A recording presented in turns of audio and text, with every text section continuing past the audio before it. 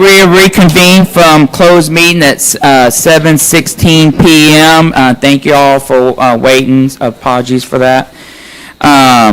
We'll go to item 5. Board protocol will be read by Mr. David Yonder, Board President. And so, good evening. The Board of Trustees of LaPorte Independent School District is now convened. I wish to extend a warm welcome to everyone present. Every student's success is our number one priority. As the LaPorte ISD Board of Trustees, we're here to set goals, adopt policy, approve budgets, contracts, personnel appointments, and communicate the district's vision and success to the community. It is not the role of the board to make day-to-day operational decisions. The management and day-to-day operations of the district are the responsibility of the superintendent. This is a public meeting of the Board of Trustees, not a meeting of the public. School board meetings are open to all who wish to attend and hear the matters discussed. Audience participation is limited to the patron presentation portion of the meeting. Board members may not respond to the public comment section. These proceedings may be recorded, and I respectfully ask that you please refrain from talking while others are speaking. Thank you for taking time this evening to join us and for your interest in LaPorte Independent School District. At this time, we will stand for the Pledge of Allegiance. Will you please join me to the pledge of the United States flag? I pledge allegiance to the flag of the United States of America and to the republic for which it stands, one nation, under God, indivisible, with liberty and justice for all. Now the Texas flag. Honor the Texas flag. I pledge allegiance to thee, Texas, one state under God, one and indivisible. Invocation tonight will be given by Ms. Kathy Green, Board Trustee. Gracious God, we thank you for bringing each and every one of these people to our meeting tonight. We thank you for the gorgeous weather that we've had this last week. And we ask that you be with this team. We welcome our new team member, Melissa Crutcher. And we ask that you be with us as we deliberate and make the very important decisions for the school district. We ask that those in attendance hear our intentions and know that all these people want is to do whatever is best for the students of LaPorte ISD. We ask that you go with each of us as we go home this evening, keep everyone safe, and continue to bless LaPorte Independent School District. In your precious Son's name, amen. Amen. Okay. We'll go to item 6, board recognitions. Board, if we'll come up to the front.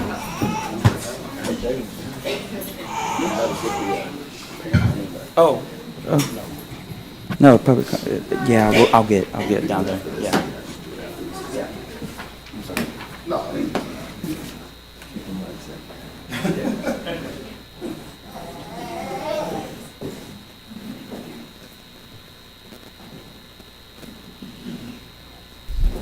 Good evening, ladies and gentlemen. Thank you for coming tonight. We're going to start off with a little entertainment from our Bayshore Bobcat Singers. I'll introduce to you now Miss Lisa Basile, the principal, who will introduce us to them. And Hi, thank you for having us tonight. These are our second grade performers that have come to be with us today. We have Daryl Stanford, Penelope Wallace, Caden Blake, Kenley Bowen, Kendra Garza, Luke Webb, Raylan Williams, and Jace Rubion.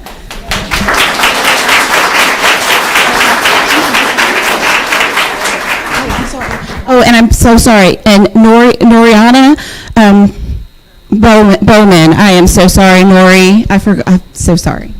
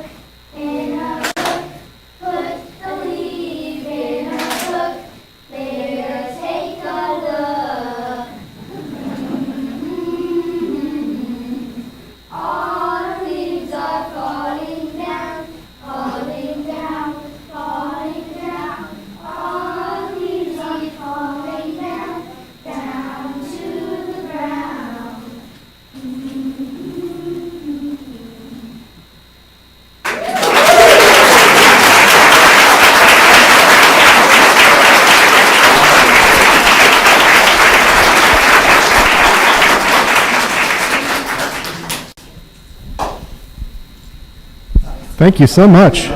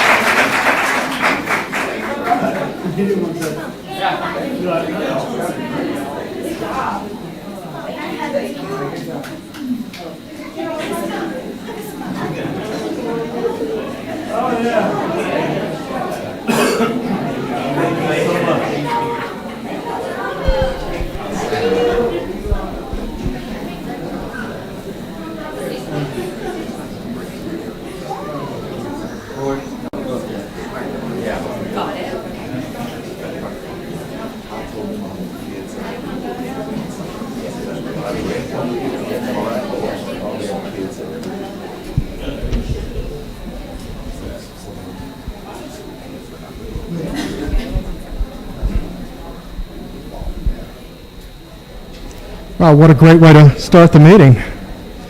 We move on to our Respect Contest winners.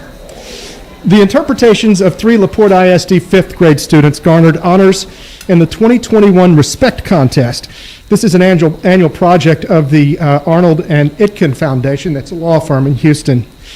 Madeline Lopez won top honors in the contest. Bryce Williams grabbed second place. Carolyn Adams took third. Lopez and Williams are from Bayshore Elementary School. Adams attends Leo A. Rizzuto. Would y'all please come forward?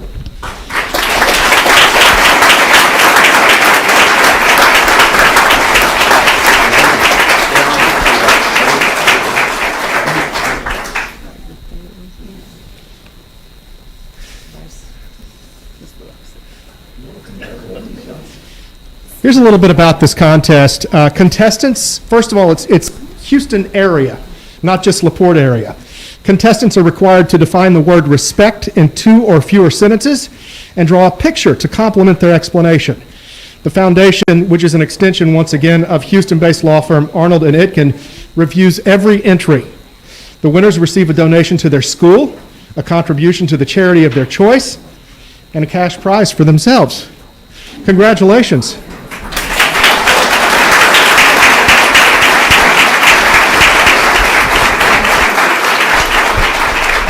And learn that Bryce could not make it this evening, so we will make sure that he gets his certificate. Where is my camera? Oh, thank you.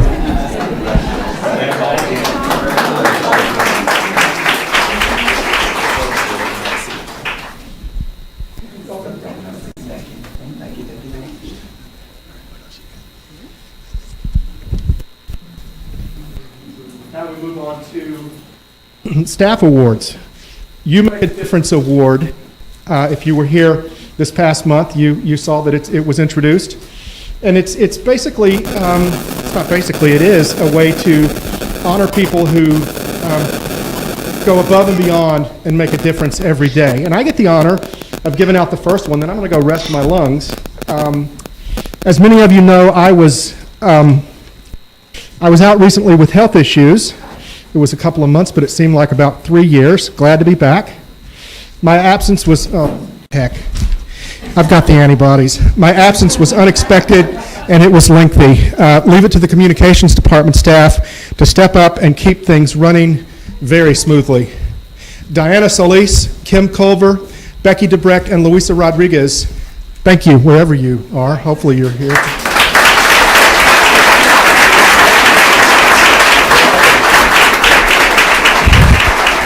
Yeah, don't be shy.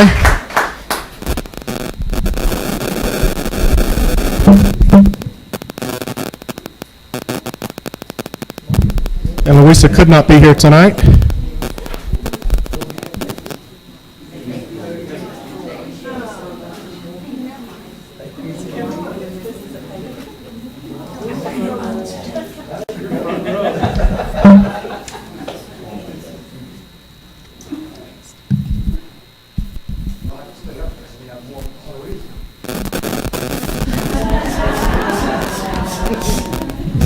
Our next honoree award goes to two people tonight, James Rook and Mark Escobar from our Instructional Technology Department.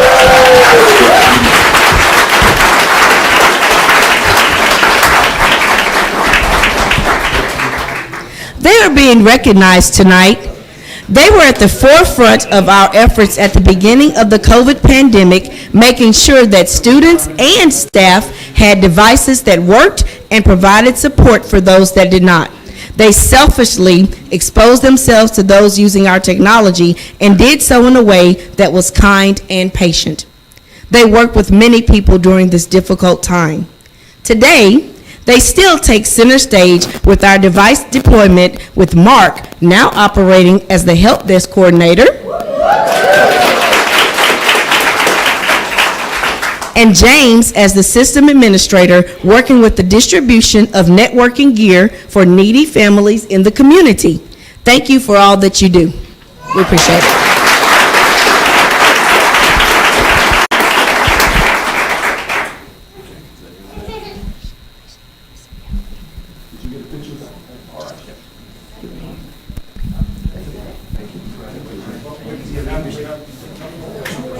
Oh, yeah. Thank you all so much.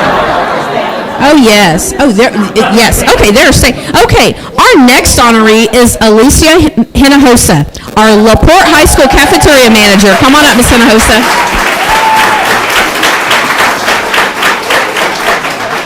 Many of you know Ms. Hinojosa. Ms. Hinojosa exemplifies the definition of not only a manager, but a leader. She works shoulder to shoulder with her staff on a daily basis while setting the best example of dedication to provide the best meals to students. True leadership lies in the guiding of her team to success by ensuring everyone performs to the best of their ability. She is one who invests time in her employees by offering opportunities to learn and lending continuous support. Thank you so much for your leadership, Ms. Hinojosa. We appreciate you.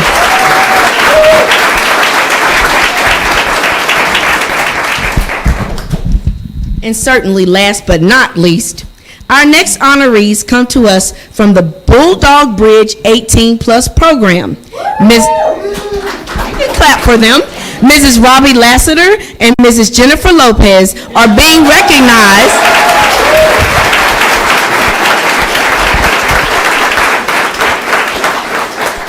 They are being recognized for the outstanding implementation of the Bulldog Bridge 18 Plus program. This program helps students transition from high school into adulthood, where they learn day-to-day and job skills to help them be a successful citizen. Thank you so much for the work that you've done this year with the program.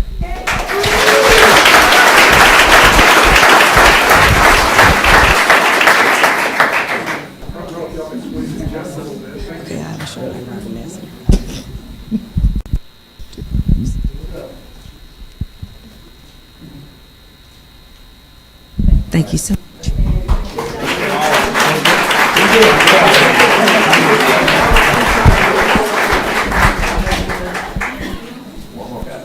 So much.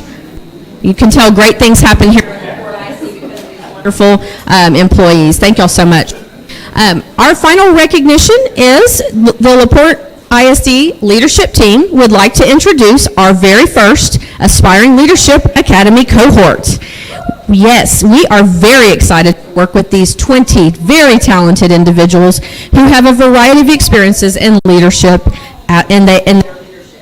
The goal of our academy is to inspire, support, and grow future campus and district leaders. And now, without further ado, at this time, on behalf of our leadership team, I'd like to introduce you to our 2021-2022 Aspiring Leadership Cohort. And they are Miss Ann Alexander. I don't think she was able to be with us tonight, but let's give her a hand.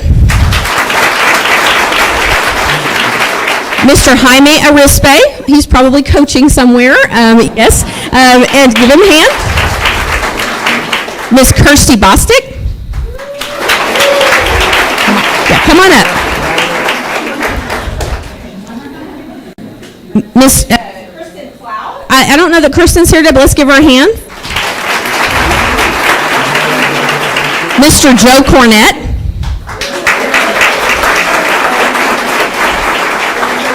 Miss Shannon Fanning. I don't believe she's with us tonight. Michelle Ferguson. Did y'all hear me? Michelle Ferguson? Yep. Tiffany. Amanda Lewis.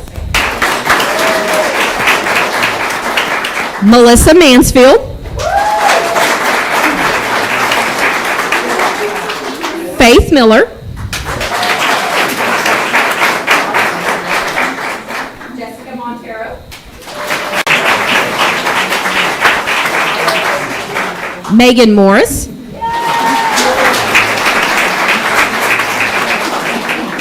Justin Myers.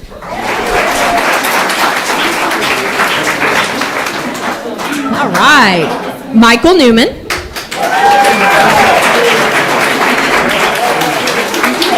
Alicia Perales.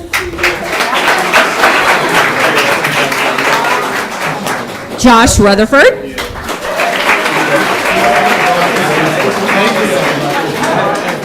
Sadie Sandoval. Kamisha Simpson. And Trey Thompson.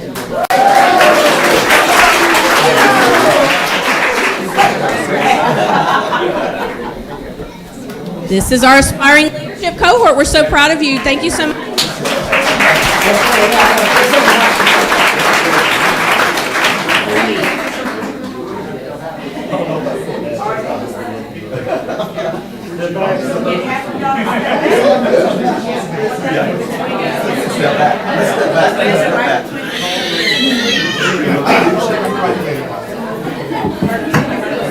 Oh, no way. We're staying right there. We're good. We're good. You see us in the back. No, you're fine. We're good.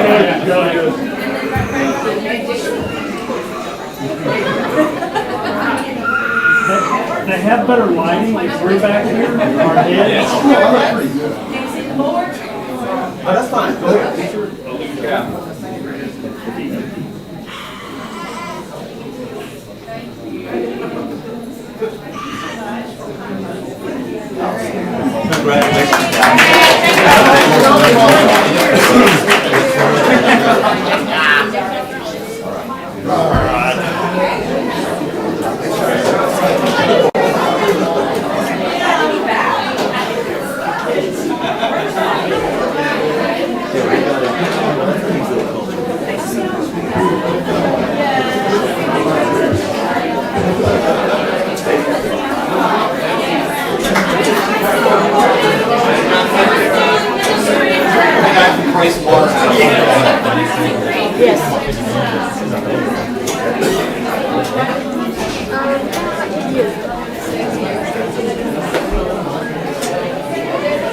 Let's go, man. Holy cow. Hey, you know we can start these things about Bulldog. Yeah. We're done. Good.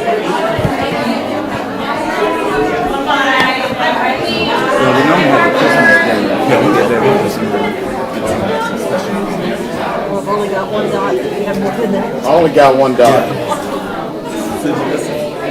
After you recognize everybody, you go home. Yeah. They don't want to hear the I've business. never had good, No, in here. It's the principals have to stay for that.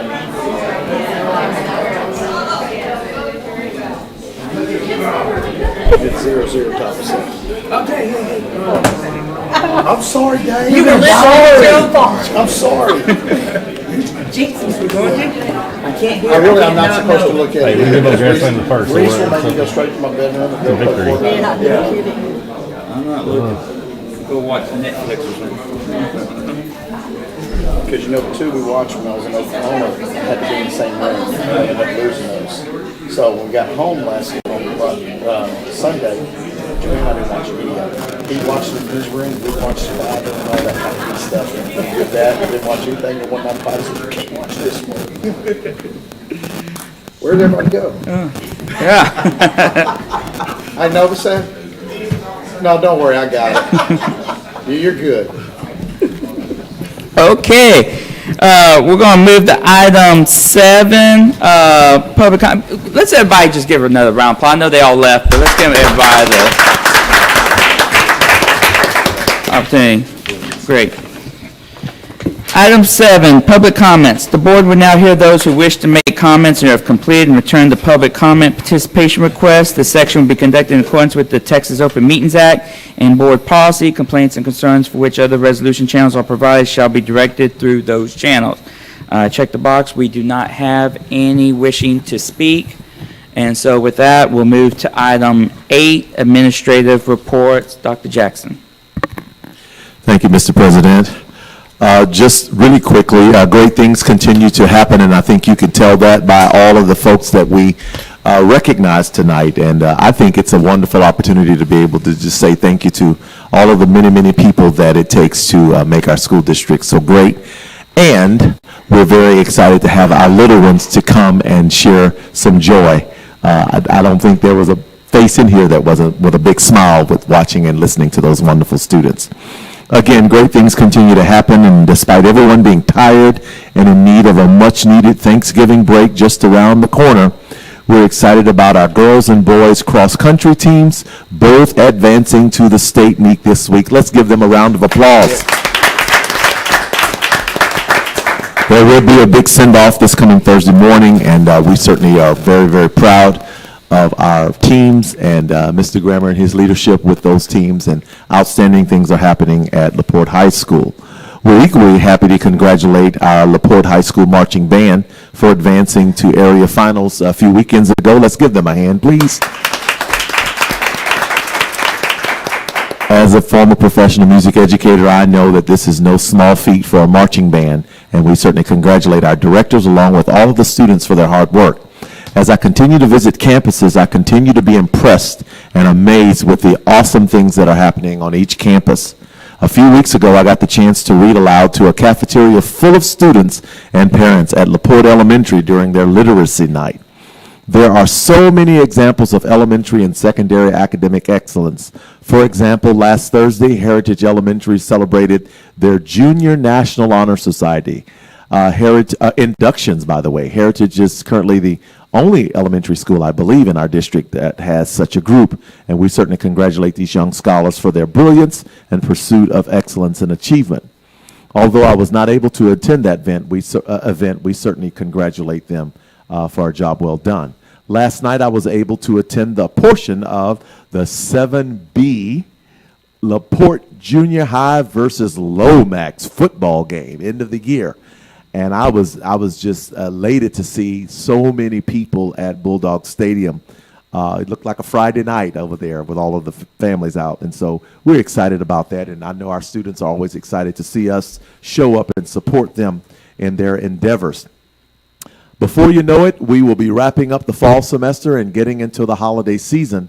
And we remain, Mr. President and Board of Trustees, we remain steadfast with supporting our principals, students, and teachers in their endeavors to lead, teach, learn, and explore all the endless possible abilities in possessing a good education that LaPorte ISD has to offer. This will conclude my superintendent's report at this time, and we will have several other updates during this time, Mr. President. Okay. Thank you, Dr. Jackson. We'll go to item B, the Aspiring Leadership Academy. Good evening. Good evening.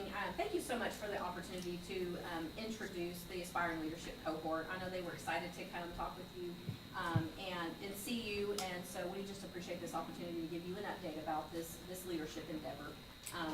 The goal of our academy, as we talked about, is to inspire and support and grow our future campus and district leaders. And this group of people have a variety of aspirations in leadership, from maybe being instructional coaches to campus leaders. So we're excited about that, and we're excited to work with them.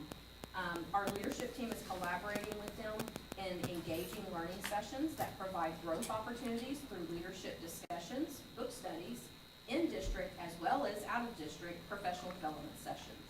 Additionally, we have worked with our departments and our campuses to put together a variety of opportunities for our aspiring leaders to assist us and work alongside the leadership team to complete some authentic, real-time campus and district projects. We are utilizing the work that we are engaged with the Holdsworth Center in, that partnership to support their growth and build our leadership pipeline and to grow and empower our aspiring leaders. We have already hosted 2 engaging interactive sessions with this group of aspiring leaders, and we also look forward to attending TEPSA Grow, which is a leadership conference, and we're going to be attending that next week. This 2-day professional growth event will provide opportunities for collaboration and learning from some outstanding educational leaders in our field, including our very own superintendent, Dr. Jackson. Our first cohort will continue throughout this school year and will culminate with a year-end recognition and celebration upon completion of the academy in May. We introduced them to you, our 20 aspiring leaders, so we just wanted to report for you what we're doing here in LaPorte to grow leaders, and we're very excited about the future of leadership here in LaPorte ISD as we continue to support this group of dedicated educators. Do you have any questions? Board, do you have any Thank y'all questions? so much for that opportunity. We appreciate it. Thank you, Angie. Thank you. It's an awesome thing. So obviously it ends in May. Is it something y'all do maybe every year, every couple years? That's Every really year. We're just trying to build our bench, and much larger districts kind of do this already, but we're going to start this, and I just think the sky's the limit with these folks. And so the good thing about it, Jeff, is that they all had to apply. We just didn't say who wants to do it. So there were many people that applied, and certainly many of the ones that didn't get in will have that opportunity again next year. Awesome. But we wanted to take around 20 so we could really nurture them and lead them and kind of help them with that. But we're very, very excited about it. And I do believe throughout, and I'm no prophet, but I do believe you'll see some of these folks in other leadership positions as the years go on, because our job is to keep our folks in our district and grow our own. Board, do you have any further questions? Okay. Board, we're going to go a little out order on administrative reports, if you don't mind. We're going to go to item E, curriculum and instruction update, and we'll come back to C and D. Okay? Good evening. Good evening. Well, I am excited to share with you the great things that are happening in our curriculum and instruction department. Starting off with our parent engagement, Mr. Todd Shopping is supporting a family engagement conference this January on a Saturday, January 29th. And he's working closely with our elementary campuses, and we're going to combine our elementary UIL with that event. And we hope to see lots and lots of smiling faces from kids and parents on that day. He also continues to support our parents daily. Whenever they have a concern, a question, anything that's unclear, he is receiving lots and lots of cases, and so he's ending those with smiles and parents that are satisfied. So great job, Mr. Shaw. We are planning to have service or parent surveys in the month of May. So we want to extend to our parents, let us know what's going on, give us some feedback, because with that feedback, that's how we continue to grow our district and make things happen. He continues to monitor campus parent engagement opportunities, so he's keeping tabs on who's coming and how we can attract parents to come. So it's the family reading nights in elementary, the math nights, if you will. Secondary tends to be our UIL and our sports, so we continue to want to encourage parents to come out to those nights that are for academics as well. In our special programs department, Ms. Cynthia Anderson held a wonderful SHAC meeting last night. If you got a chance to see some of her tweets that were sent out from that SHAC meeting last night, there was a bed set up in here. I walked by the boardroom. Looked like Bed Bath and Beyond or something. It was a bedroom. I walked by and had to do a double take at the door there. But certainly that event was wonderful. It shared with parents how you can identify finding drugs and other things in students' rooms so that you know what's going on. A lot of things have changed since we were growing up, and so we want to keep abreast of that and make sure our parents have that knowledge. She's also supporting emotional backpack trainings on our campuses. So this past break, or the half day, we had the emotional backpack trainings, and that's just to help support trauma in our school district. We have students, we have staff members, families, and so this emotional backpack training helps arm our staff members with how to deal with that and how to support. There's lots and lots of things going on in her department. From our testing and assessment area, we're proud to announce that on October the 13th, our PSAT 8-9 was administered to all 8th graders. Our PSAT, I'm thinking of Dr. Wadley here, NMSQT to all 10th grade students and a select number of 11th graders who have the potential to be national merit, have the national merit potential. College Park Elementary is participating in a survey this year, a study. It's the Progress in International Reading Study, Literacy Study, on November 3rd, which is tomorrow. It is an international assessment and research project designed to measure reading achievement at the 4th grade level, as well as school and teacher practices related to instruction. So for the 2021 school year, our 5th graders will take the test now so they can see how well they mastered those 4th grade reading skills. College Park was selected as one of our Texas school districts participating, and we're excited because it's an international study, so we get the chance to see how our children perform globally.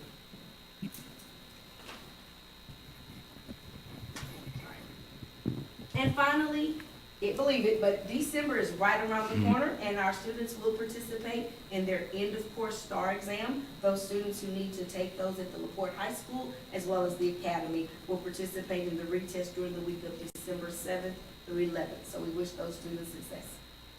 In our Fine Arts Department, Dr. Jackson already shared, but our marching band at the high school received their Region Marching Contest Sweepstakes Award, and they were named an area marching finalist. 15 of our junior high and high school choir and orchestra students qualified for the TMEA Region Ensembles. And our Fine Arts Department just wanted to remind everyone that all of our campuses will be participating in the Christmas on Main Street event. They're excited to welcome that event back to our city, and it's on December the 2nd. All concerts will be posted on the district's website, so if you're interested in attending, please visit the district's website to see when those concerts will be held. And finally, today was a day of professional development in our school district. Our secondary coaches worked with their chairs at their campuses, planning units of study, and really looking at our scores on our curriculum benchmark assessments to see how well our students are performing. The elementary coaches did something special today. They were able to make and create make and take activities for our teachers. So these are activities that can be utilized in the classroom, and they're ready to go for the upcoming unit. So the teachers had an opportunity to make those and then play them in the afternoon. And finally, we'd like to share with you guys, our 8th grade students had an opportunity to return to LaPorte High School, to see the high school, to learn about the CTE programs that we have to offer them next year, and just to get that high school view. And so it was wonderful to see them return. LaPorte Lomax Junior High was able to make it, but due to the weather event, LaPorte Junior High had to reschedule, and so they will certainly have that opportunity in the near future. And that's our update from the department. Okay. Any questions? Board, do you have any questions? Well, thank you, Dr. Whitfield. Appreciate it. Appreciate it. Thank you. That's awesome news. Great things are happening. Yes. Okay. We'll go to item C, 2022 bond exploration update. Dr. Jackson? Okay. So, Corey, can one of you can do it from here. Can you pull that one up for us? And so, to the Board of Trustees and to those that are here, we will continue with our conversation about the exploration phase of the potential bond. And we've been very careful to not go publicly and say anything other than we're in the exploration phases of this, as that it takes a lot of planning and back work and really just setting the context for that. So tonight, I'd like to just take a few moments to share with the board and set the context for why is there a need for this. And so next slide, please. We all know that every student's success is our #1 priority. That's our mission. That's our core. That's our core work.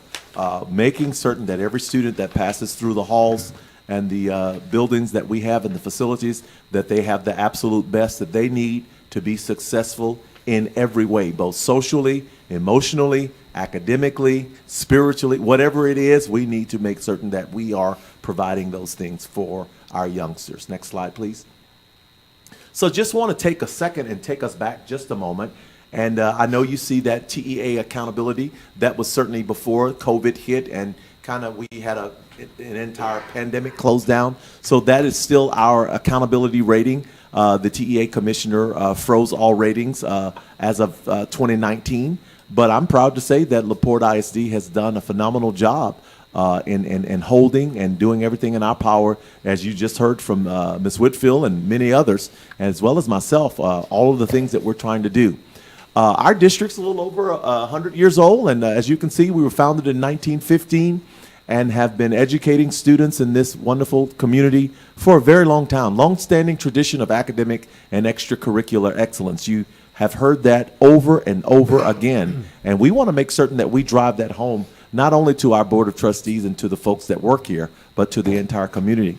Roughly 1,146 employees, 1,208 total positions, plus substitutes and workers. So it's important that people understand the context of the work that we do and who helps us to do the work. $131 million annual operating budget general fund for this school year. And we talk about the actual general fund budget and how much of that budget is dedicated to staffing. Certainly not, that is net of recapture. And I've said this on many occasions. You know, this district is in a unique way. We used to call it Chapter 41 districts, but now we just have to bring and send so much of that money back to the state because of all the petrochemical companies that we have. And so many in our community may think we hold on to that, but a lot of that money is returned back to the state. We do have a general fund, roughly of $50 million in the general fund balance. I like to caution people, this is not a savings account. It is an emergency fund. It is just like most of us are encouraged to do in our own homes. We hold an emergency fund just in case things happen. And so, you know, God forbid we'd have to shut down due to a storm or another pandemic alert or any of those things. We have to have some funds in, that we could continue operations until the economy were to bounce back. And so it's important that we share that with our audiences. The Board of Trustees approved a 4% raise for all teachers for the 21-22 school district. That is a significant raise given the type of economy that we're in. Many of our neighbors were doing 2% and 3%, and some were doing no raises at all. And so certainly a public thanks to our board once again for always having that foresight and just willing to go out there and stretch out on a limb to take care of the staff. And so we do appreciate that. Starting teacher salary in this district is $58,000. Next slide, please. Just a little bit more of our district data continued. The economic footprint that we have, clearly we are the largest employer in LaPorte, Texas, but we have roughly a $420 million, almost a $421 million economic footprint in this region. I mean, most of the people that work here spend their money here, they buy here, they live here, they sell here, they trade here. So we have a significant imprint on this region. And I think we should make certain that we share that with the folks that, with our economic development people, because it's something certainly not to shake a stick at. Excess revenue. We called it formerly recapture, return to the state. I just talked about that, a little over $50 million. Again, the largest employer in LaPorte. There's our demographics. You can see that clearly. And that's been pretty steady for a couple of years now. Our students in this year, you can see where our students are. We're still barely making and touching that 7,000 mark. We're still kind of reeling back and trying to bounce back from the pandemic and the storms and all of the things that have really buffeted this community and this whole East Harris County in the last few years. And so I am proud to say that we're holding steady and we're doing well. All of the things and the accolades that we brag about, the AP scholars, the National Merit semifinalists. Board, you've had an opportunity to see and hear some of those things. We're very proud of all of the students that do the UIL qualifying, and all of those things make a difference in the culture of a school district and community. Next slide, please. So when we start talking about the bond, when was the last time we had a bond? So we can see we had a bond in 2005, $203 million bond. And then we came back in 2014 and had another bond, roughly $260 million. And, you know, there may be a possibility that we take to the voters a bond this year. And so you're asking, well, how much, Jackson? What are you talking? What are we thinking about? Well, we're going to talk a little bit about that tonight. Next slide. The bulk of this bond, ladies and gentlemen of the board, is all about maintenance and operations of our district. We just talked about all of the funds that we send back to the state.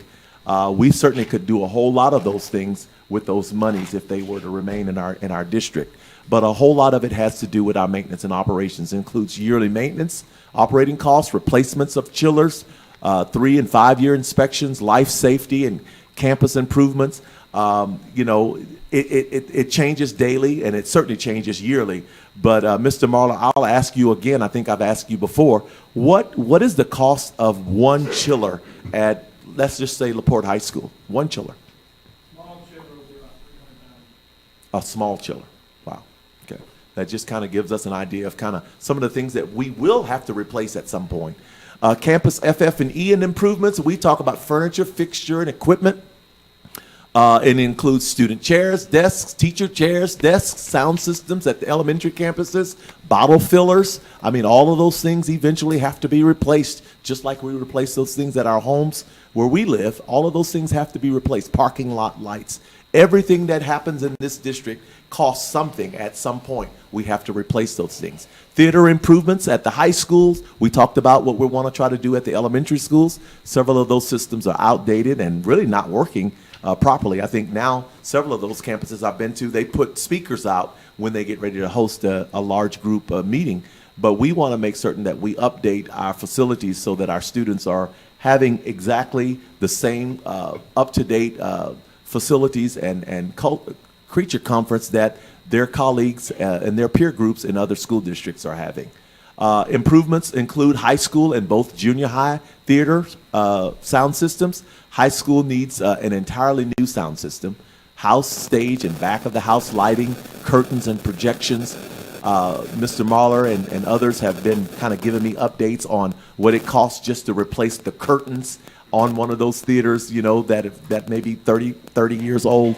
And it just blows my mind with some of the fees on some of those things. Next slide, please. Agricultural facility improvement. We're talking about in addition to of turnout pastures and concrete additions and drainage improvements. Athletics, we're talking about pads and soccer goals and safety needs. And these things happen over the course of a 8 to 10 year period. Next slide. In transportation, we're talking 8 new buses purchased every other year. A bus is going roughly what now, Mr. Marler or Mike? About $120? $102,000 for a 44-seat bus? 72-seat bus, okay. All right. New bus wash and drainage. We talked a little bit about that at last meeting. Next slide, please. Software. I just kind of want to give you some updates. And, you know, what does this include? It includes campus and department software needs. And as you know, licensure and all of those things, that takes place every year. Some of them every year, some of them every other year. Hardware, laptops, desktops, servers, STEM materials. We're looking at the possibility of STEM academies at our elementary campuses. We're still in the exploration phase of that, but if you were to include those kinds of things, we're certainly going to have to make certain that we have the materials to make sure our students are getting that state-of-the-art education with STEM in the STEM fields. Projects, boardroom, Academy of Valo DeWalt, and district fiber runs. And I've been here long enough to know that, you know, that happens in every school district and it just has to be updated at times. Next slide.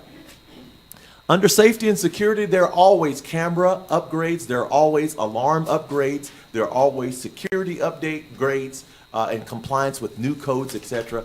That is all to be determined because, you know, they work until they don't work anymore and then you have to replace them. It's like, you know, like I said, the things that we have at our own homes. They work until they don't work anymore, or they work until a new law is passed and we have to do something different.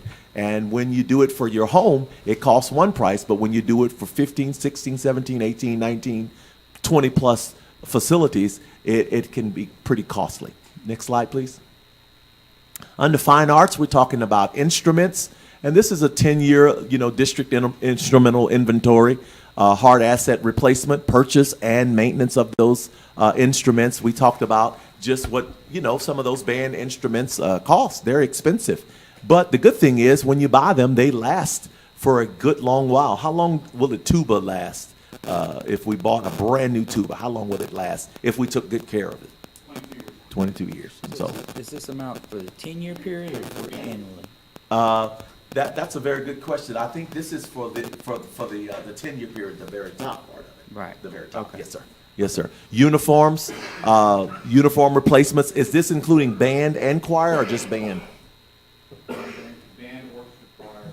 Thank you. Got you. Thank you, sir. Thank you. Thank you. Next slide, please.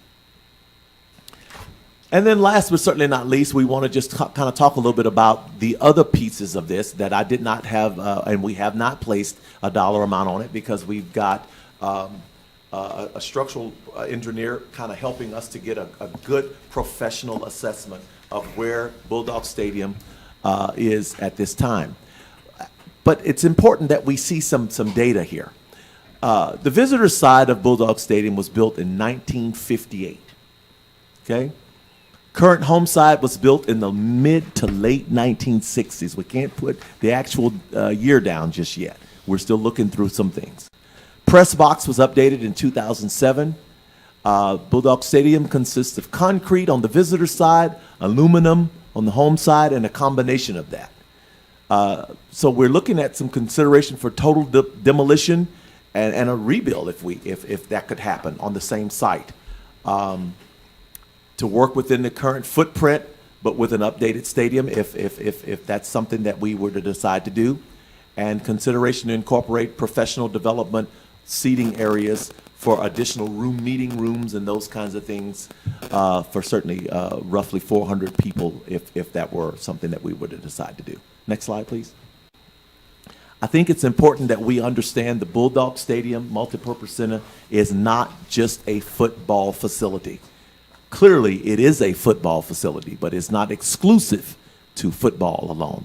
There's soccer for girls and boys, marching band contests, drill team competitions, track and field. We currently do not have 8 lanes. I think it's 8. Is it 8 lanes or 9 lanes that we need? We need 8.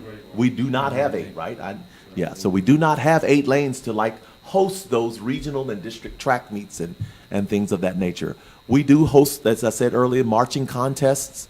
We host, we could host, if we had a new track, regional track meets, district track meets, quarterfinal games, if we need football games, and also hosting of youth football and soccer leagues. But also, it's used for graduation. That's the place we go. That's where we go and can put 8,000 to 10,000 people at one time. All right, outdoor assemblies for entire student body. One coming up pretty soon here, the Veterans Day program. That's where we go when we want to have those large group meetings. Next slide, please. So, board, I'll conclude with, we believe that every child, and I do believe that we all have this, and we all hold this to be true. We believe that every child, regardless of his race, ethnicity, or social class, must participate in the democratic privilege of learning in great schools taught by caring teachers. We have just seen some really caring teachers in here. In first-class facilities. LaPorte has always been known to have those first-class facilities. Education is the new currency of the 21st century, and there has never been a more critical time in our nation's history that a quality education did not carry more value than it does today. The future of our great state and nation will be preserved by a highly educated citizenry. Educating the public youth is the job of the public school system. That's what we do. For over 100 years, our district has been committed to providing exemplary educational opportunities for its students and community, and I believe we're going to be around for another 100 years doing the same. What questions do you have for me at this time, or my team, board? I had a question on the technology side. It says on software, for example, $23 million per year. Is that a misprint or is that over a 10-year period? That's over a 10-year period. That's not per year. Okay, because all these say like per year. Yeah, well, that's a misprint. So, okay. Yeah, misprint, Jeff. I'm not. Good lord. Yeah, I apologize. Okay. And I had a whole lot of people read it over, and we just probably read it so many times we didn't catch it, okay? The other question I got, I guess, based on the report we gave last month is, had several people reach out and ask they were concerned about the uniforms for band in particular. And they said, is this something that we're not funding now? Like, how have we funded this in the past? Has it ever been through a bond, or has it always just gone through? Has this always been through? On the band uniforms, do we typically fund that through a bond, or is it We something did the that's- last ones. It is, okay. So, sorry, I'm not new, so I get that's all okay. kinds of questions, and I'm like, I don't know. Okay, so it And is, was that about 10 years ago? Those are current uniforms were purchased in 2002. Okay, I was thinking it was sooner But than. they will go through a cycle in the next 5 or 7 years. It seemed like they were just here showing us, that's why I wondered. No, Jeff, those are good questions, and I think, other people might have those same questions, so ask us anything, and I may not be able to answer it, but somebody here can help us with those answers. Other questions, board? I guess I have one for Chris Gilbert on the legal side. They changed the state law. I know like in 2014, the bond was one proposition. It's multiple propositions. How's that divided up? Is it like a proposition on safety and security? Is there a separate proposition for main? How's that work in the general state law context? I actually cannot answer that. That's why you have separate bond counsel. Okay. Because I don't specialize in bonds, so Okay. that's why when we get to that, you'll probably work with your regular bond counsel. Right. Okay. The only thing I know is I think technology is a separate proposition now, Right. and the stadium, the athletic facilities will be a separate proposition. Mm-hmm. Those are the only two I know for sure. They do break some of those out. Yeah. Okay. But I can get information for you from our bond Okay. counsel. Thank you. Other questions, board? what, can you walk us through the, again, my experience with the bond is in 14, not as a board member, as a member of the Political Action Committee. And it seems like, and maybe my memory is failing, which is quite possible, but it felt like it was an exhaustive process involving the community. And if I recall, we had 3 different phases. We had an exploratory phase where we kind of consulted. The community had a part in it, obviously the district more so. Here was what the needs assessment is. And then we had the second phase was once the bond was called, we had a political action committee that was charged with marketing, pushing the bond. And then after it passed, the construction phase, right? And so I guess my question is, what is the process for this? If we were to go through and say, yes, this is something that needs to be done, what is the timeline, I guess is what I'm getting at. That's a good question. So what you just explained is what we're trying to do. So on help me, Adam, is it November the 9th? 9th, yeah. November the 9th, we're going to have a stakeholder meeting, and I'm going to give a similar type of a presentation. But again, it's not saying we're doing one, it's saying we're in the exploration phase. And so at the end of that presentation, we're going to ask for questions and comments and observations and suggestions and recommendations. But we're trying not to walk in front of our own feet, is what I'm trying to say. So I don't want to get ahead of myself, Jeff, because the board has not called for it. So what I'm trying to do is just educate the community slowly. It is exhaustive, and we've done a lot of work on this, but right now it's really just administration doing just that basic stuff. But there may be something else that comes out of this that the community decides they want, but we haven't taken it. This is the very first, the second time that we've said something publicly about it in a public forum. And so on the 9th, we're inviting everyone out to come to the Student Center at LaPorte High School to hear this at 6 o'clock. 6 o'clock. And so we're going as slow as we can, but as fast as we need to so that we can have some things in place.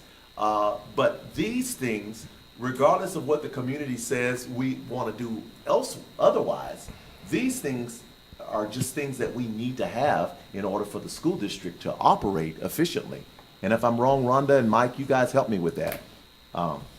These are just some things that operationally we have to have. The only difference between this time and last time is our facilities are in such good shape, we won't have to You're not probably having spend to a lot build of something. time touring all the facilities like we did before. And there's one other thing I was going to mention, but Well, going forward, we also had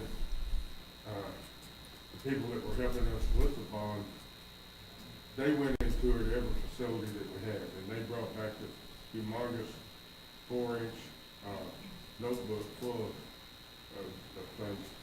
Like Rhonda just said, though, we feel like we're way ahead of that right now, and we don't need that. We've asked our principals for what needs they have, and everything. There's not a whole lot of new facilities. That's the way we're proceeding right now. That was what took us a lot of time in the last. I think that's going to be part of our challenge, just if I can be honest about it, because those new buildings are a tremendous blessing. But I think in this talk about a new bond coming up, it could be a detriment because people think that there's not a need because we have these new buildings. Obviously, I know that we have all these things to maintain and do it. So, again, I guess I don't have a solution to this, but we got to figure out a way to educate them on, we do have these new facilities. You're not trying to build new and better, buildings, but we need to equip, right? Beautiful buildings here. It's going to be a little bit difficult, I would imagine. It was difficult back in the day after all that time we spent, Mike, going through those facilities and showing people the need of things that are falling apart and what they had to be done. And it passed with such a merit, was it 52 to 48? So it was a very narrow margin. We passed that. And we had a tremendous need for those new facilities. So if we don't have that same need on the facility side of it, again, that's why I'm trying to hit that point. I'm not opposed to this. I'm not saying that. Yeah. One of the things we got to remember, though, if we don't take care of them, we'll be back to that point because they're falling apart. No, I agree. This is going to be a challenge to get. It'll be a challenge. And so I guess my ultimate question, we can't give that because we don't have a definitive number yet, but how far along in the process until we get, because what people want to know is how this is going to affect their pocketbook, right? Yeah. So how far along in this process will we know, here's what the proposed rate would be? Right. And so Rhonda and I talked about that today extensively. And so, we have a number here, but then we didn't include the last two slides that I talked about, which was the stadium. We didn't include that because there is not a number affixed to that as of yet. But as soon as we get some just an idea of what that might be, we can get with Bond and they can kind of run some numbers for us and give us an idea, and then we can let the board and the community know. But I don't want to put the cart before the horse, so to speak. What I want to do is not scare people with what it might do until we can show them what the problem is. And the problem is part of what we're trying to talk about now. It is a harder sell. I totally agree. It's harder to tell people you're going to go put wood floors in a brick home already. It's just harder. But that's our job. And so I ask you to kind of critique this presentation and this idea and say, Doc, we need more whatever. Tell me that so that we can figure out on the 9th what needs to be shifted so I can be even more definitive in what we're sharing. Because this is just operational stuff, it just really is. Outside of the Bulldog thing. Yes, ma'am. Maintenance and operation. Yes, sir. Yes, we definitely need that. The other side of that, looking at the stadium and track, it's not a want, it's a need. We need to widen the track out so we have 8 lanes so we can have competition. The other thing is we need to polish or something to the visitor side because it's falling apart. That concrete has reached its maximum life, and it's going to end up to the point that it's going to have to be condemned, torn down, or just not played. And we're trying not to get there, but No, we don't want to get there. That's why we're going to have to put together a presentation or walkthrough or something so people can see this is not what we want to do, this is what we have to do. What we must do. And the 9th, November 9th will be the very first time that we take this to our stakeholders. I'm sure you're going to do something like this, but are you going to do all calls out to all of the community, like more than once, to remind them about the stakeholder meeting? Well, that was one thing. I think we really have got to push getting people to show up. But you said to write things down. But one thing that I get a lot of questions about, which are ridiculous, they complain about the number of school buses that we have, and they have 2 and 5 kids on them. So I think at some point maybe Corey needs to give his presentation to the public on why you have to have school buses like that and why you need more, because that is a big thing that the public does not understand.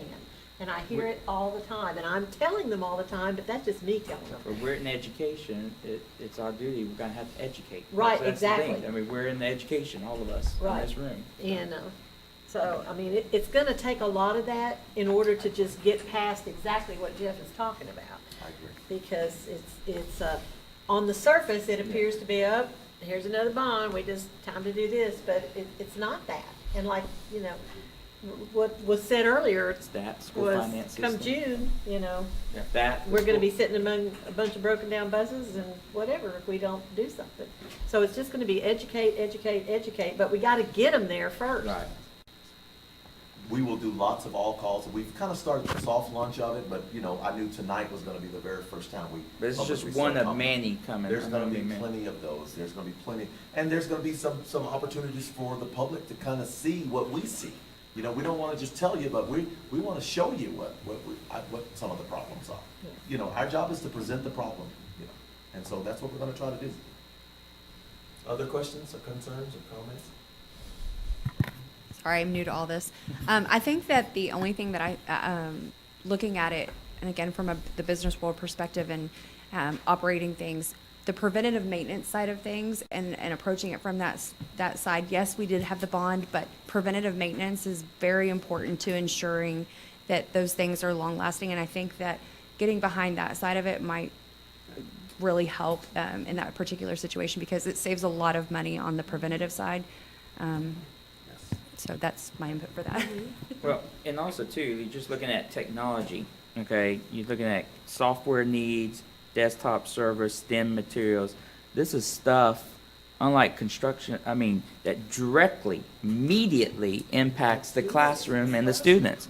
And so that's going to be one of the things too, as far as educating the public, as far as the direct correlation, the direct immediate effect it will have in the classroom, and so on many of these items. So, but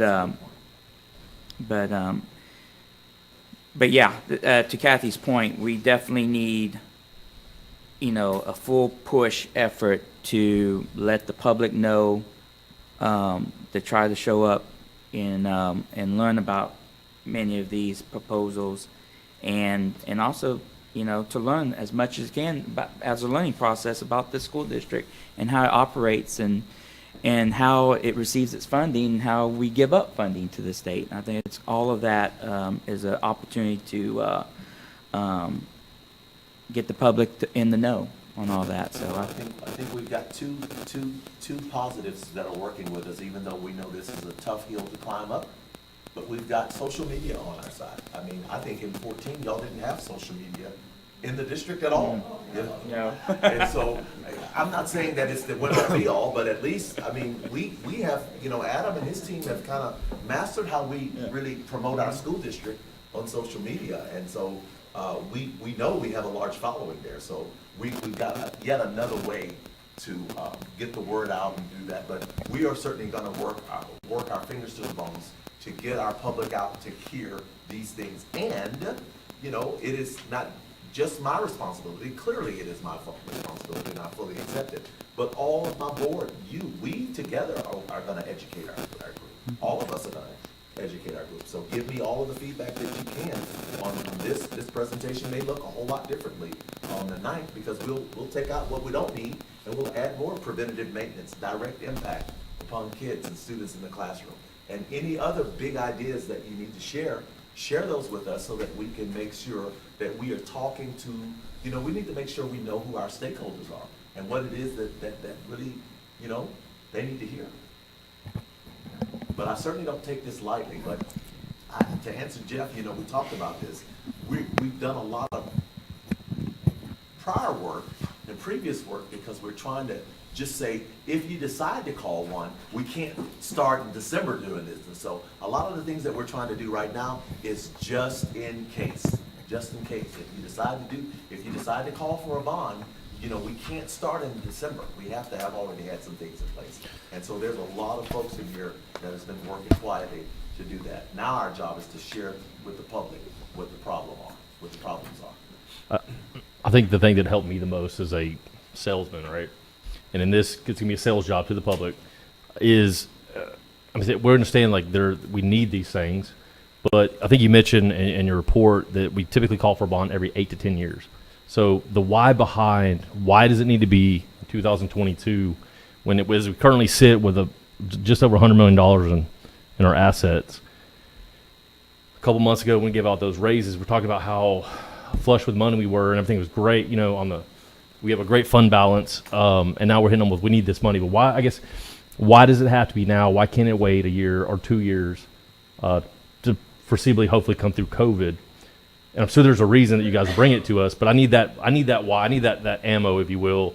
If I'm going to go sell it to, like, throw her under the bus, my mom or my dad or whoever, you know, people that voted for me that want to know why do you have to do this now? You have all this money in your account, a lot more than you had in 2014. Why does it have to be right now? Knowing that it needs to be done eventually, but what is the why behind 2022? That's what I guess I'm missing that would really help, I guess say, honestly, me get on board with this and me put my name behind it and go push, you know, understand that we need it. But when people ask me, Jeff, why now and why not a couple years from now? That's what I'm struggling with. Well, one of the quick answers to that, and Jeff, the way I'm going to answer the why for you is you're going to have to tell me some more about that, because then I can really know what really is driving why you don't think it's the right time. But here's one of them. If I said that this bond cost us $200 in May of 2022, I can promise you in 2 years it'll be $600. It will not be $200. Now, I'm not saying we do it just because inflation is going up and the economy is, hey, all of those things. But I'm telling you, whatever it is that it costs, it's going to cost almost double that in 2 years. I can just almost tell you that. Or 3 years, it's going to be more Have you than that. priced a new fence lately? Yeah, yeah. Oh, yeah. And so I'm not saying we do it just because of that reason, but I'm saying it's never going to be, to some people, the right time to do these things, because people need to know how does this impact their bottom line. And I get that. I totally get that. And the good thing is, you know, I feel it too, because I'm a taxpayer in this town. You know, I'm not levying a tax on folks, and I don't live here myself. And so, and maybe there isn't a major impact and significant impact on the tax burden. But we don't know that until we get some numbers. But I'll work on that, and I'll pick your brain some this week. Okay, I'll call you. You know I will. I'll call you because I want to know. I'm trying to figure out what are you thinking, so I can figure out how to answer the why. Because everybody has a different why, right? And so we're going to work on that. And so I'll work on it. On $260 million, the bond we passed in 2015, how much did that raise property taxes? Rhonda can answer that better than I can. I would have to go back, but I think we told the voters it wouldn't go over 41 cents, and we're at 23 now. But I think at the time, we went, I don't remember on the debt side, but I know it was advertised to go up to $1.45 at the time, and I think we ended up being at $1.42. Well, that includes your M&O side. Yeah, I know. Right. I don't know what the debt side, the breakout was at, but. All right. So I think we went up 1 or maybe 2 years to 41 cents, but it's been lower It's ever come down since. every year. Yeah, I noticed We're- it's come down and we paid some immediately down and off. So we used that in our favor. Yes, and when we refinance, we recently did a refinance that saved, I think, around $17 million for the Right. taxpayers. Yeah. So we're in a great interest environment right now. So some of those that when we sold them, we had a little higher interest, we're making profits on. But eventually, they're going to have to raise the rates to control the inflation. Yeah. Right. Because the inflation's going to get out of hand, the rates are going to have to raise. Well, then it's going to be more costly to borrow that money to finance it. So you just got to keep that in mind. Yeah, right Right. now's a good time to borrow. Right. Rhonda, is it possible we could have, I don't know at what stage, that we could have some numbers as just a hypothetical ballpark figure of our estimated amount and how that would affect our debt side of our We the will tax? absolutely have those numbers as soon as we have a good number that we need to do for the bond. I mean, I can do it on our preliminary numbers, but that doesn't include the stadium and stuff. So yes, our financial advisor will prepare those numbers based on what our tax projections will be, and we can know what it's going to do to the tax rate. Tonight, we're approving or not, but we're discussing the architect and the project manager. Once those are on board, we can start getting concrete numbers together. I don't know how fast, because we haven't had those conversations yet. It was preliminary, but once we have good numbers on that, we can absolutely have that. And we can have it relatively quickly. So if we can get good numbers by the end of the year, I mean, we can have that. Okay. And the board knows that the architect and the construction company, all of that is just us doing our homework early, just in case. You know, if you decide you don't do this, those people go home, you know? Right, and it's no harm, no foul, and we No don't, foul. it doesn't cost us This anything. is just us trying to do our homework early. Right. And so I get it, Jeff. It kind of probably feels like it's being sped up a little bit, but there's just some pieces that we don't have to touch again because we're not building 3 elementary schools and the Bulldog Center and all those kinds of things. But we've got one major piece that we need to look at, and it won't take me long to kind of get a group together and say, let's go look at that. See right there? You know what I mean? And then we can do that. And please don't misunderstand. I don't want to be the guy that's trying to throw a wrench in this process or being like the negative Nancy of it. It was a ton of work last time, and to me there was such tremendous need. It was obvious. Anybody spent any time on any of those bus trips and any of these campuses, there was just a massive need, and it barely passed. And so if we're going to push this, I just want to make sure we have all and to Jeff's point, it barely passed, and that's also with the addition of multiple voting sites at schools that I don't think is optional on this and for the May of 2022. Am I correct on that, Chris? We opened up several voting locations. Yeah, they put some limits on that. Yeah. And that's what's on that. Right, and that, Well, and, yeah. Here's the bottom line, and with all due respect. If this board calls the bond, our job is to go out and sell it to our people and our stakeholders, you know, however that happens. And I'm fully committed to that, and I know you are too. But clearly, we're in a different political landscape than we were in Lord knows we are, in 2014. Things are different. And so we're going to have to certainly operate a little bit differently than we even operated the last time. But if you as a collective board decide to call for this bond, you know, my marching orders will be, let's go out and sell this bond to our stakeholders, and the why and the what and the when and how it's going to impact our students and the future. There's going to be a time none of us are going to be sitting on this dime, but we want to certainly make sure we protect and take care of the future of this school district and for what our kids want.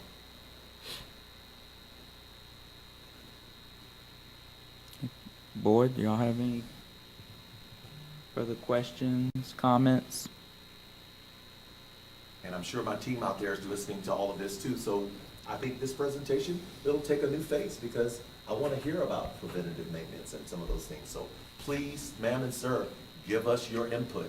And you don't have to do it right now. You can email it to me because we will work on that and we will make sure we're saying the things that we feel like stakeholders need to hear. And that why piece is very important to me as well. Well, after we can do the walkthrough, I'll be a big cheerleader for the tractor. Depends on what that looks like. But I'm pretty sure cheerleader, because from what I've seen and remember over there at the Booster side, it was. And we should have some more information for you, some more definitive information on the 16th when we meet again as well. Okay, if there's no further questions or comments, we'll move to item D, district facility usage. Okay, so the board asked me to kind of just bring some of this information, and I'm going to do that, and I will give full transparency. You know, clearly I am not the expert in this. I want to make sure I've done my homework on it, though, and you guys just ask the questions that you need to ask as we go along, and then Mr. Marler or Mr. Clausen or Ms. Cumby or somebody will be able to help us. And so we're just going to talk briefly about the district facility rentals. I know this has been something that folks have asked us about, and so I think it's reasonable for us to just bring it to the table tonight. But it's certainly dealt with in policy GKD, I believe it is.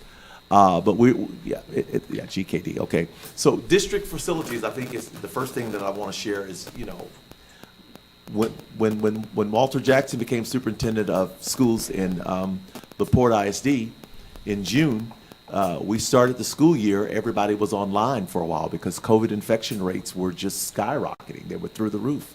And so I made the executive decision to close and not have any of our facilities open for any reasons.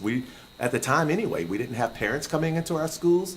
No one was eating lunch with kids. Nobody was volunteering. And so it just made sense for us to make that executive decision. Listen, we don't need to be renting facilities out to anybody. And COVID infection rates are going through the roof right now. It was, after September before we actually brought our students back to school. And that seems like it was 40 years ago, but it was just last year. But anyway, those were some of the things that we made decisions. I made decisions here at the central office about. So if there's any blame to be had, certainly that blame falls directly on the superintendent. I take full responsibility for that. All UIL athletic events are handled through the athletic office. I think that's important for those that are interested in that to know. All UIL athletic events are handled through the athletic office. The athletic director and her secretary, I believe, handle those things. Workers are funded through gate sales and negotiated fees. Insurance is covered by school and our participating schools. This is UIL playoff games, and that's just important for people to know. Non-UIL facility use. If the event is outside and the district property is not gated, and Corey and Mike, y'all can jump in at any time. It's not gated. It may be used anytime on a first-come, first-served basis. If the event is inside or within a gate, the maintenance department must receive the renter's insurance prior to contacting principal or campus administrator or whomever that's going to be the contact person. Insurance must have LPISD and the holder to the insurance policy. And once the principal or the contact person has been contacted, and there are no district school functions, the renter is provided a fee depending on the type of rental. And I've provided the board with the rental fees and the policy as well. The fees are set to cover employee, equipment, and building costs. A 4-hour minimum is required on most, but not all events. Am I right, Mr. Marler? All events. Okay, well, that's my mistake. We can discuss that depending on Girl Scouts and Boy Scouts, as long as the custodians are there, we work with them. Okay, next slide. And the district asks that the facility reservation is completed 2 weeks prior to the facility use to ensure that staff is available to work, and we can just work out the logistics. Just naturally, we can work out the logistics of those things. Most rentals must have security included. A deposit may be needed, and a payment must be in hand before the use of the facility. And I'm sure you've probably worked with some folks on that as well. Rentals are not allowed the first and last 2 weeks of school and during holidays because, I mean, just naturally, there's a lot of things going on within our own school district, and most of our campuses are utilizing those facilities. Next slide. That's the last slide. Questions for me? Questions for Mr. Marler? Questions for Mr. Clausen, so that we can try to answer questions that maybe somebody is asking or questioning or need answers to. I guess I need some more information because I know as far as the facility usage of the football field at Baker for the Texans, is there a written agreement about who's responsible for what for that field, how often it's used? Is there annual contact between that organization to the principal, Dr. Upchurch at Baker? Because I'm hearing a lot as far as the playing surface of the football field and the maintenance of it, and so I just want to get how that ever got started as agreement and do each, Okay, the Texans started. They're probably at least 30 years old, if not older. Mm-hmm. That facility's been used with them. Agreement with the city, they pay for the lights, the stands that were out there were also paid for by them. They maintain a pump station and some other stuff that's on the backside, that's on Underwood. So most of that is used on that. That facility is actually not gated. We do an agreement for them so that the Texans are protected. Mhm. So really and truly. But that's our property, correct? I It mean, is our property. but the city paid for all The the, city maintains a lot of it, we mow it. okay. That's pretty much it. Now, I do have a good relationship with the president of the Mhm. Texans. We have done some extra stuff with them this year. They had some issues this year because they had to change leagues. There was some insurance problems that they had. You can't give them a contract without proper insurance. Mhm. When Tiffy went under, Tiffy did not stand behind their insurance, no matter what. Pasadena ISD had this issue also. Mhm. So we got them insurance to get them through September 1st. September 1st came, the contract was signed. Dr. Jackson actually signed it for us because I was out that day. That was signed, and she had it in hand on September, before that first game, it was September something. I can't remember what it was, first week of September. So I'm not sure, if I answered your question, Yeah. the city maintains, they came in, changed the light poles, So they're responsible for cleanup, the everything? Texans are responsible for everything. Okay. And if it's not cleaned up, then do we contact them or? We have. Okay. We've not had that problem that I know of lately. It's been Mhm. a long time since we've had that problem. So they It's do a been pretty good long- job of cleaning yes, up. Yeah. It's been a long time since we've had an issue with that. So what happens if a soccer team comes in and wants to use that field? That's why we do the contract with them, to make sure on Saturdays, and they have 3 days, they give us their practice schedule. So we have that on their contract, it's a practice, I can't remember what days to be exact, but practices are on there, and then their games, and they give us their schedule. This year was a little different because they didn't have a full schedule at the time when they were trying to get it rented, to make sure it was taken care of. But as soon as it came in, it was put on. And they're responsible for chalking the fields or? No, we do spray it, and Mr. Bradley and I talk all the time. Mhm. We go back and forth. If they can get out there, they'll shake for hands. If not, we go out and shake for hands. We do spray the field, the lines, Mhm. and we mow. Who's the president of the Texans now? Christie. Is that a new person from? She's been in it now for 2 or 3 years. So you have 2 that you deal with them, because girls are actually under separate also. That's your contact. So going back to what Ms. Green asked, so outside of the football teams, are there other groups that are using that field? Yeah, baseball uses it. There's a lot of T-ball teams use it early spring. And do they have a Right. contract? No, it's open. It's first. Oh, come, because first it's served. open, okay. Okay. I know it's behind the fence, but it's not gated, it's not locked up. It's open for them. When they go out and practice, actually, the city has gone in and turned on the lights for. So that makes it not like we're exactly treating the football people differently. They're really still being treated the same because it's open. So it's okay that we don't have, well, they gotta have the insurance, I understand Yeah, that. well, and so with tackle football and the way our policy was written, we asked for the insurance for that property because of what they're doing. And we're trying to protect them, knowing that these are the dates that they're gonna be out there. And see, my thing is, I am concerned about us doing something one way for one group, but not for another group. So we do that with the Cowboys that report Lomax Junior High. The only difference is their restrooms, they have to pay for a custodian to come in, and that's all they pay for. Everything else is taken care of. Now, they had some issues with the scoreboard that I just found out about a week ago, that we've already, I have a good relationship with them. We took care of that, it's already been handled. But they're not paying facility rentals for that. They also put in their schedule, they don't practice there because they practice at East Street Park. But they do play there, and they do use the facility. We check, and principal knows because it's been given in, and that's what we do. There's only 2 teams now. If you'll remember, about 4 years ago, I think we had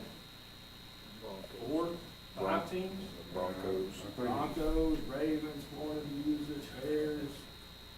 But we're back to the same 2 that we've had. When I started, Howard and Dusty were in charge of both Yeah. They've been there for years already, and it changed hands, and then, yeah. Is that a separate league that plays at the Way Pool? I think that is some of their practice. We had a We have a question We were over up there a here, couple weeks Chris. ago. There's games at the Wade Pool, that soccer fields. That's, the city has a lot of soccer fields. They've supported soccer, but they never have one football. Chris had a question. All right, my concern is, are we gonna be liable if one of the T-ball teams go out there and somebody gets hurt, we don't have a contract with them? It's open just like it is on the rest of our property. So why are we making the football team have a contract where T-ball doesn't? Because the way our policy is written and what we know they're doing, we're asking for that. Because it's a contact sport, we're asking for. T-ball hit you in the eyeball, that's pretty good contact. But that's just like going to Reed and using the backstop and sitting in the back of Reed. We don't close down those facilities, it's open area. Before we changed the high school, we used to have a pretty good number of people out here on the two fields in the afternoon practicing baseball. That's the way. Well, I understand open fields and stuff like that. My opinion is, we need to close them off and make everybody do a contract, or make nobody do a contract. Whether you're playing softball, soccer, football, it doesn't matter. You don't have insurance, you're not gonna cover us, and if there's no contract to cover us, then we're gonna be liable. So, when we put the fence up around the Porte Junior High, I had to stand in front of this board, and also. Yes, sir. And have to open those gates up, because I was told by this board to open that gate up, so it needed to be used for it. So, that was one of the things that we. I'm not blaming you. No, I know, but I wanna bring that up. Yeah. Just history. Yeah. Because we closed that track at Lomax Junior High, and you remember what happened when we closed that track at Lomax Junior High? That was probably the longest 2 weeks. Yes, that was the longest 2 weeks until we got those gates removed. Now, as far as opening gates, and of course, that doesn't prevent anybody from just showing up on a weekend on Saturday and just using it without the principal's knowledge. But is it our practice that any organization that is using any of our fields contacts the principal of that campus to ask, request to use it, whether it's gated or ungated, so that at least have knowledge of who's using the fields? We have had that, and most of the principals will contact us, and we'll run it down. Misty will run most stuff through Mr. Clausen, if it's something that we have one right now that we're dealing with. We check it out pretty lengthy to make sure, like using the parking lot. Let's just use that for an example. We have groups that want to use the parking lot for car washes and things like that. We run down everything they have. The principal tells us yes or no if they've got something, and then we go from there. It's very seldom that we say no to certain. If you remember, I guess you're maybe the only one here from 10 when we actually changed the policy and we added a limit on how long you could use something because of the church, because of Monument Baptist. I remembered it being about money too. And it was, yes, and it was about money. So we also look at the fees every year. Most of our fees haven't changed since I've been here. Most of it is what our cost of fees, what facilities, or what the person's working has changed. Security's changed this year. I can't think it was this year. It went up. Yeah. So security went up this year, so it changed on our fee scale. But the actual use of the facility hasn't changed much at all. Is it very difficult for a group to get to use a facility? Because that's kind of what I keep hearing. So it's not if they have good leadership. And that's the honest truth. When we had those two that had been there forever, it was clockwork. We knew when they were going to be there. When they had a couple that came in and out and they didn't really understand, we would have to find out who was their contact. Now it's kind of gotten more stable. It is stable with the contact back and forth, and we've had almost no problems. Now we had that go through COVID, or 2 years of COVID, and then this year they're no longer playing each other because they're separated. Those are some of the things that we've had. It's not really been difficult. Going back to my original question with regards to Baker and the playing surface there, are you saying to me that, because I've been hearing a lot of complaints about the playing conditions of the field over there at Baker, would you say, 'cause I haven't been there recently. Would you say that it's properly maintained, that it is suitable for playing? Because I've been hearing a lot of complaints that. We do not spend any money on that field. Okay. But other than mowing, have we ever? I have never put any money on that. Just keep it cut. Keep it cut, we burn the line. We do not, it's like I said, they need to see happen over there? they want the field resurfaced. Yeah. They want to go through and basically smooth it out and resurface that field with grass. Is what's being wanted. But we don't have a stake in that. We don't have a team that plays on that. We have no reason to dump that. It completely belongs to the school. Yeah, they want the irrigation fixed. At one time, we worked. It was, and that was Yeah. another issue. We ended up, Yeah, I it spent interfered with our walkers. hours. And yes, and that was a nightmare also. We put irrigation out there, and I can't remember what years it was, but that ended up having to be turned off because our walkers to Baker, when they came through, the field was wet. And then, that was when Old Baker was still there. It's been years ago that we've gone through.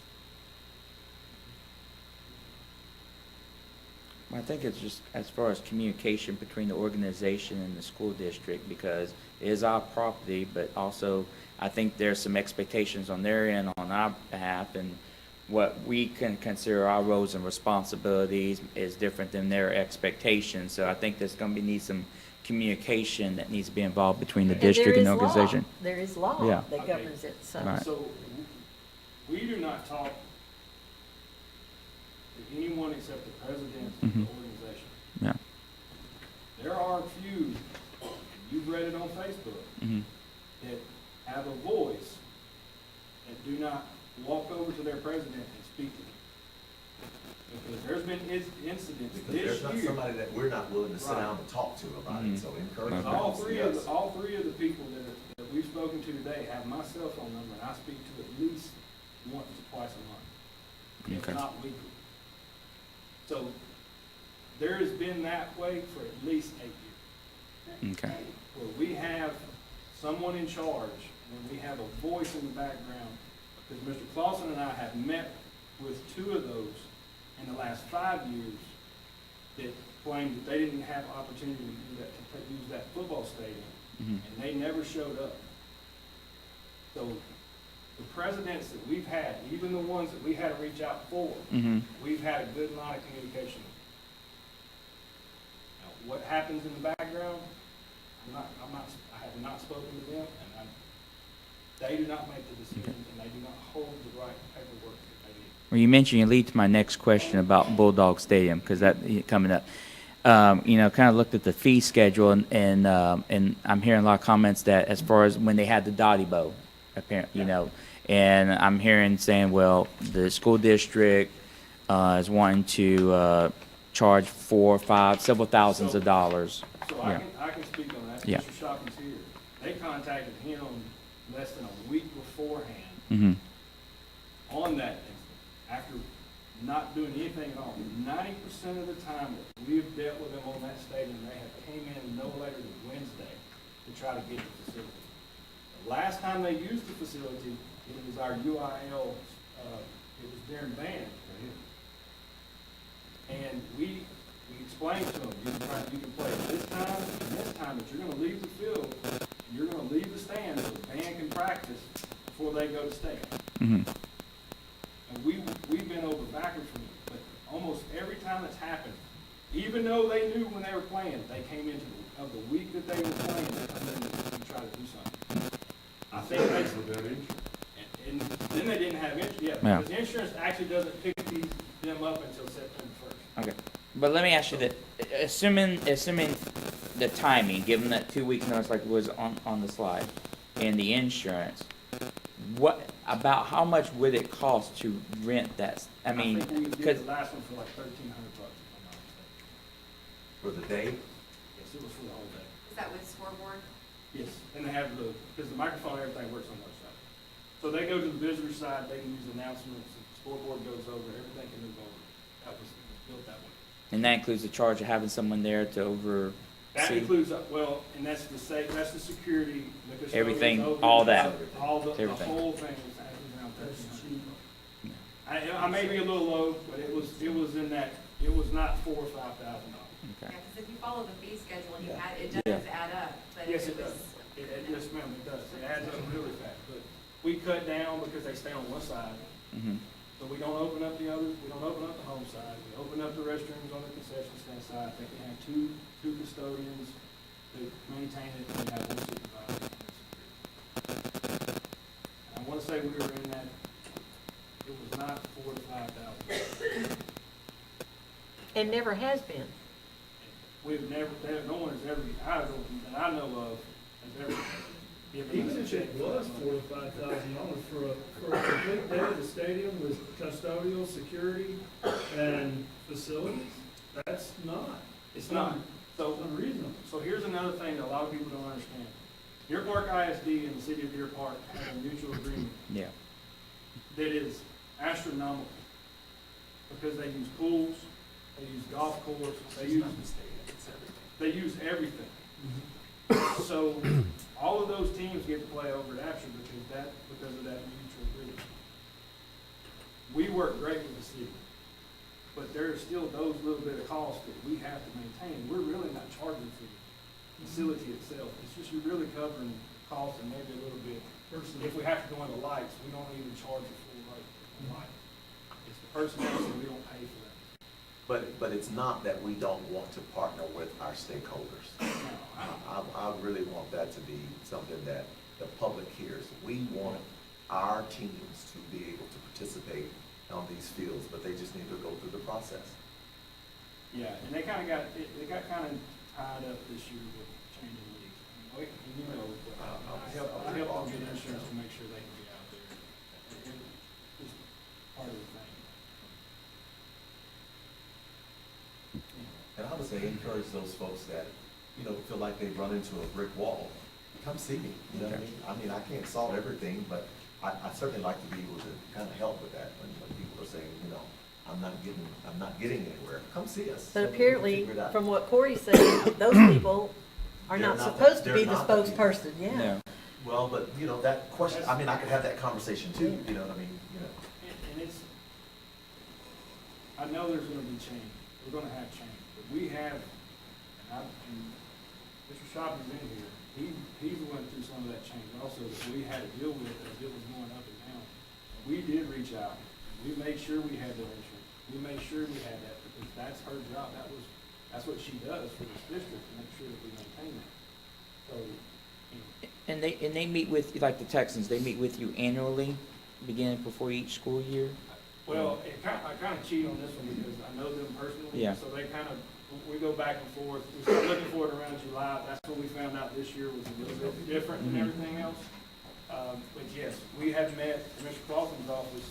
I'm not sure how many times we have. We've met with them in there when they had certain concerns or there was something they wanted to change or something like that. Okay. Thank you, Corey, I appreciate the information.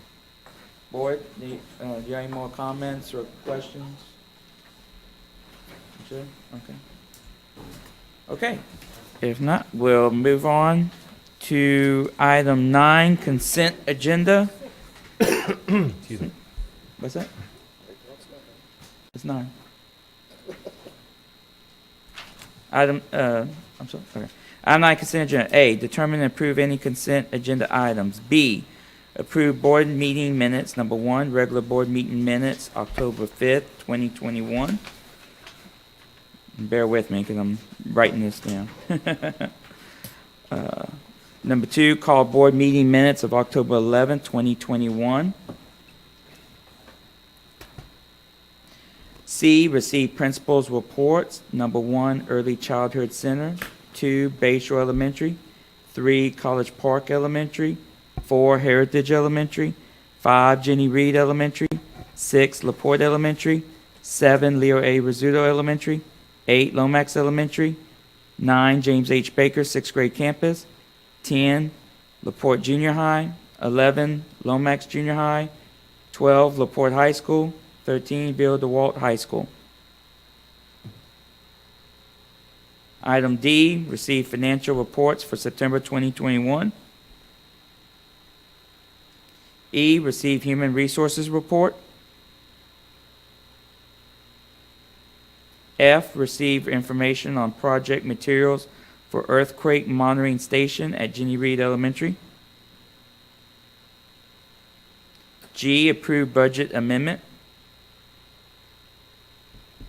H, approve 2021-2022 district improvement plan and campus improvement plans.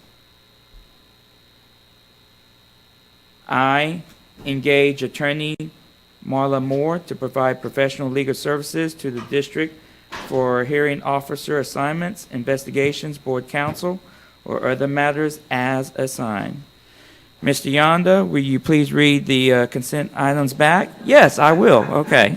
B1 to 2, C1 to 13, D, E, F, G, H, and I. We'll call for a motion. So moved. Ms. Green called for the motion, seconded by Mr. Shoppe. Call for the vote.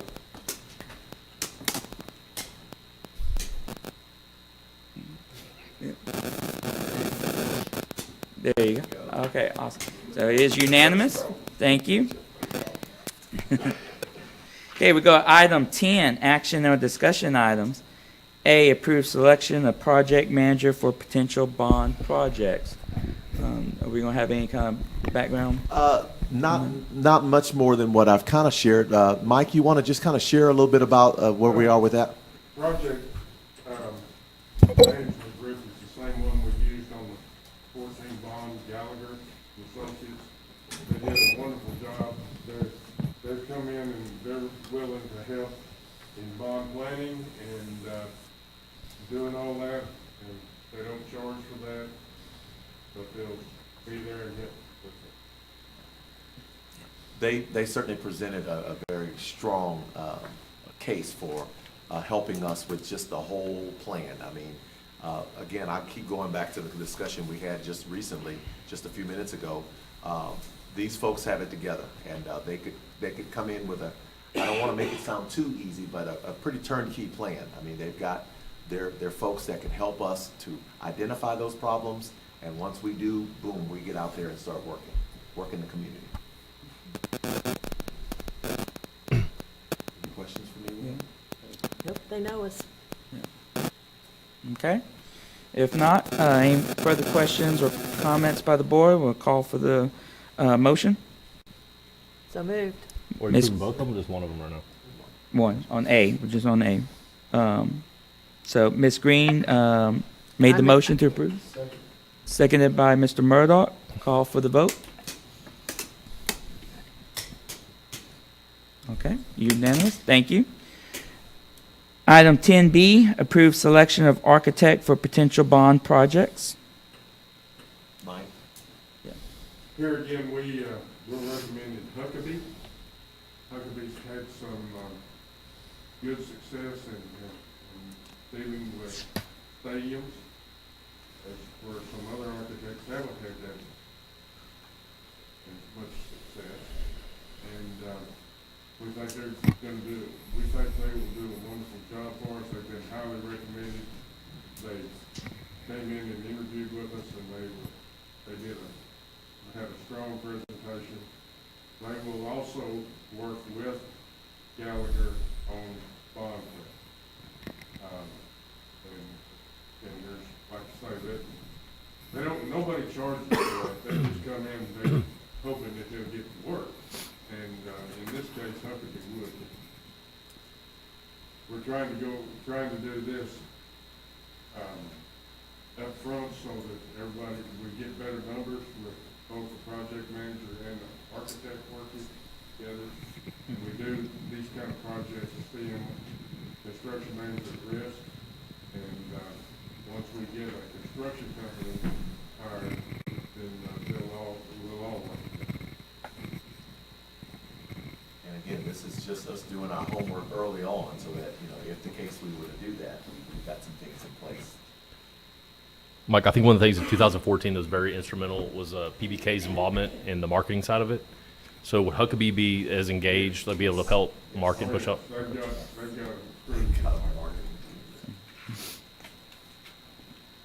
Okay. Any further questions or comments, board?